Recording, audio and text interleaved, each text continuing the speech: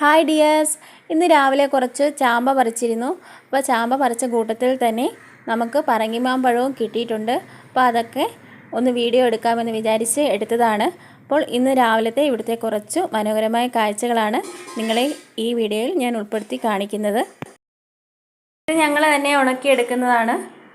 അതായത് നമ്മൾ കടകളിൽ നിന്ന് വാങ്ങിക്കുന്ന ഉണക്കമീൻ ഉപയോഗിക്കുമ്പോൾ നമുക്കത് ഒരു തൃപ്തിയോടുകൂടി കഴിക്കാൻ ഒരു ബുദ്ധിമുട്ട് തോന്നും.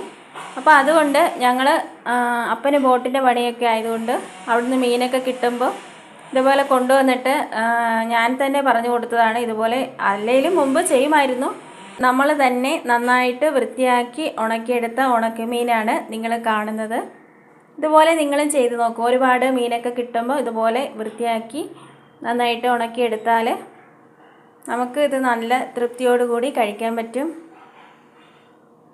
കടകളിൽ നിന്ന് വാങ്ങിക്കുന്നതൊക്കെ ഒരുപാട് കാലം ഒക്കെ ആയതൊക്കെയാണ് നമുക്ക് കിട്ടുന്നത്. ഇതൊക്കെ ആകുമ്പോൾ ഇപ്പോൾ നല്ല വെയിലൊക്കെ ഉള്ളതാണ്. നന്നായിട്ട് നമുക്ക് ഉണക്കിയെടുക്കാനൊക്കെ സാധിക്കും. ഈ പാത്രത്തിൽ നിറയെ ഉണക്കമീൻ ഉണ്ടായിരുന്നു. ഇതൊക്കെ നമ്മൾ ആവശ്യത്തിന് എടുത്തതാണ്. ഞാൻ അന്ന് ഇത് വീഡിയോ എടുക്കണമെന്ന് വിചാരിച്ചതാണ്, പക്ഷെ നടന്നില്ല. ഇപ്പോഴാണ് എനിക്കൊന്ന് സമയം കിട്ടിയത്.